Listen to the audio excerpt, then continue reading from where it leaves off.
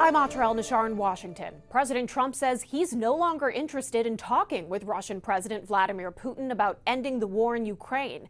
Instead, President Trump's threatening to use a new tactic to limit Russia's energy revenue used to fund its war, and Russia is responding. President Trump losing his patience with Russian President Vladimir Putin. We just don't see any progress being made. Moving up his deadline for Putin to agree to a peace deal to end the war in Ukraine or hit countries that purchase Russian oil and gas with steep penalties. This was President Trump July 14th. We're going to be doing secondary tariffs if we don't have a deal in 50 days. It's very simple. And they'll be at 100%. Tuesday, aboard Air Force One, confirming the deadline's been moved up. 10 days from today. And I don't know if it's going to affect Russia, because he wants to obviously probably keep the war going.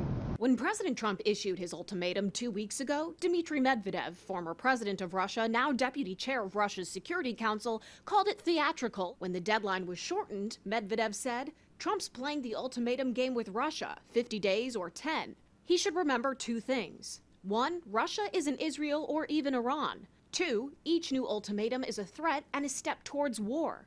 Not between Russia and Ukraine, but with his own country. Don't go down the Sleepy Joe road. In their latest act of aggression, Russia striking cities and villages across Ukraine through Monday night into Tuesday morning. Missiles striking a hospital west of Dnipro. Bombs hitting a correctional facility in the Zaporizhia region. Ukrainian authorities report more than 24 killed and more than 100 injured. The president, I hope, is seeing through Vladimir Putin's con game. He's been playing America, mocking us. Democratic Senator Richard Blumenthal co-sponsoring a sanctions bill with Republican Senator Lindsey Graham to allow the president to tariff countries up to 500% if they buy Russian energy. Graham says, I hope countries like China, India, and Brazil, who prop up Putin's war machine, are about to pay a long overdue price. The president plans to use executive authority for these secondary tariffs, not rely on legislation, and this won't come without risk. China, India, and Brazil are all nations with which Trump